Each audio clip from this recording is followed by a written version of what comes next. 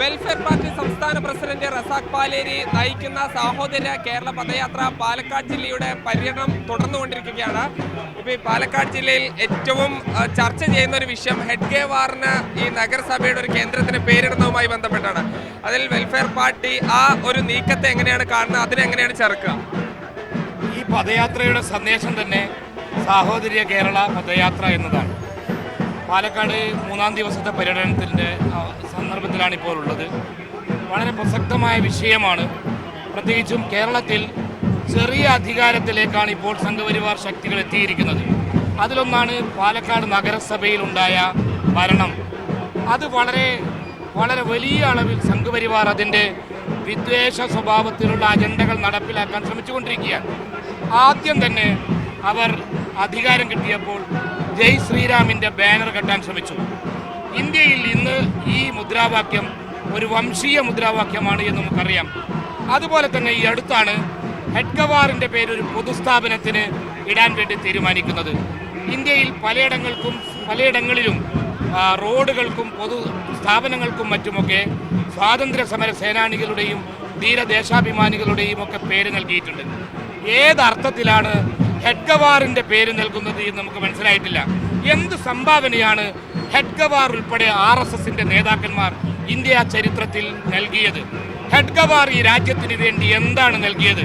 Indian സ്വാതന്ത്ര്യ സമര പോരാട്ടത്തിൻ്റെ ഏതെങ്കിലും സന്ദർഭത്തിൽ അദ്ദേഹം ഉണ്ടായിരുന്നോ? ഇന്ത്യയുടെ മതേതര ജനാധിപത്യ ഇന്ത്യയുടെ നിർമ്മാണ പ്രവർത്തനത്തിലുണ്ടായിരുന്നോ? വംശീയ രാഷ്ട്രീയത്തിൻ്റെ അടയാളമായ അതിൻ്റെ പ്രത്യേകമായി അതിനുവേണ്ടി ആശയം രൂപീകരിച്ച ഇദ്ദേഹത്തിൻ്റെ പേരിടുക എന്നത് ഒരു വംശീയ പ്രവർത്തനത്തിൻ്റെ ഭാഗമായിട്ടാണ്. അതുകൊണ്ട് ഹെഡ്ഗവാറിൻ്റെ പേര് ഒരു പൊതുസ്ഥാപനത്തിന് ഇടാൻ പാടില്ല. അത് പ്രബുദ്ധ കേരളത്തിന് നാണക്കേടാണ്.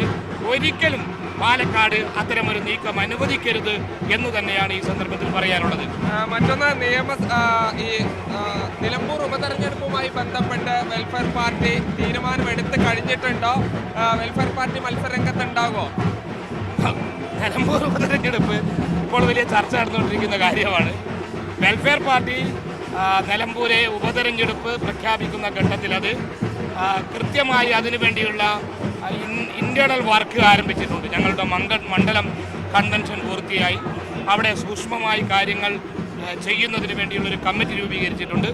തെരഞ്ഞെടുപ്പ് പ്രഖ്യാപിച്ചാൽ എന്ത് ചെയ്യാനും ഞങ്ങൾ സന്നദ്ധമാണ്. പാർട്ടിക്ക് സ്വന്തമായി മത്സരിക്കണമെന്ന് തീരുമാനിച്ചാൽ ആ തീരുമാനം നടപ്പിലാക്കാൻ കഴിയുന്ന രീതിയിൽ സംഗതികൾ സെറ്റ് ചെയ്തിട്ടുണ്ട്. ഇനി ആരെയെങ്കിലും പിന്തുണക്കാൻ തീരുമാനിച്ചാൽ അതിനും ഉള്ള വഴി ഞങ്ങൾ കണ്ടെത്തിക്കൊണ്ടിരിക്കുകയാണ്. അതിനുള്ള ഘടന ഒരുക്കിക്കൊണ്ടിരിക്കുകയാണ്. വെൽഫെയർ പാർട്ടിയെ സംബന്ധിച്ചിടത്തോളം ഈ നിലമ്പൂർ ഉപതെരഞ്ഞെടുപ്പ് ഇപ്പോൾ പ്രഖ്യാപിക്കപ്പെട്ടിട്ടില്ല. പ്രഖ്യാപിച്ചാൽ അതിന് കൃത്യമായ തീരുമാനമെടുത്ത് മുന്നോട്ട് പോകാൻ കഴിയും. പ്രത്യേകിച്ചൊരു തീരുമാനവും അതുമായി ബന്ധപ്പെട്ട് ഇപ്പോൾ എടുത്തിട്ടില്ല. തദ്ദേശ തെരഞ്ഞെടുപ്പിന് മാസങ്ങൾ മാത്രമാണ് ഉള്ളത്. ഇപ്പോൾ കഴിഞ്ഞ തവണ പാലക്കാട് മുനിസിപ്പാലിറ്റിയിൽ ഉൾപ്പെടെ സീറ്റ് ഉണ്ട്. ഈ കൂടുതൽ സ്ഥലങ്ങളിൽ മത്സരിക്കുമോ? എങ്ങനെയാണ് വെൽഫെയർ പാർട്ടി ആലോചിക്കുന്നത്? വെൽഫെയർ പാർട്ടിയുടെ 3ാമത്തെ തദ്ദേശ സ്വയംഭരണ സ്ഥാപനങ്ങളിലേക്കുള്ള തെരഞ്ഞെടുപ്പാണ് വരാൻ വേണ്ടി പോകുന്നത്. അതിൽ 1ാം തെരഞ്ഞെടുപ്പിൽ ഞങ്ങൾ LDFുമായി ചേർന്നാണ് മത്സരിച്ചത്. അന്ന് 45 ഇടങ്ങളിൽ ഞങ്ങൾ വിജയിച്ചിരുന്നു. കഴിഞ്ഞ ആ തെരഞ്ഞെടുപ്പിൽ ഞങ്ങൾ UDFുമായി ചേർന്ന് പലയിടങ്ങളിലും മത്സരിച്ചിട്ടുണ്ട്, വിജയിച്ചിട്ടുണ്ട്.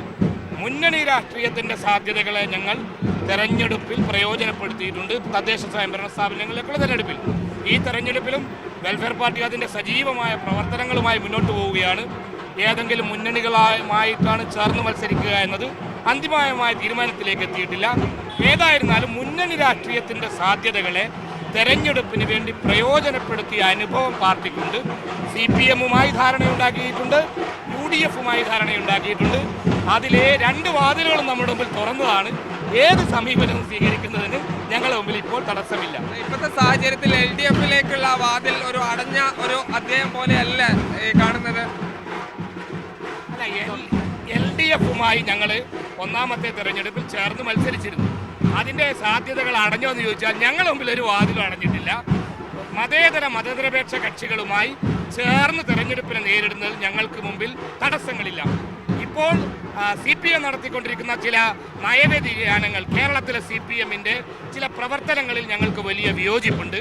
പ്രത്യേകിച്ച് ഇസ്ലാമോഫോബിയയും മുസ്ലിം വിരുദ്ധതയും ഒക്കെ പ്രയോജനപ്പെടുത്തി വോട്ട് ബാങ്ക് രാഷ്ട്രീയം ഉണ്ടാക്കാൻ വേണ്ടി ഇടതുപക്ഷം പ്രത്യേകിച്ചും കേരള CPM ശ്രമിക്കുന്നത് ശരിയല്ല എന്ന നിലപാടാണ് ഞങ്ങൾക്ക് അതിൽ വ്യക്തമാക്കാനുള്ളത്. എന്തായാലും റസാഖ് പാലേരി നയിക്കുന്ന ജാഥ തുടർന്നുകൊണ്ടിരിക്കുകയാണ്.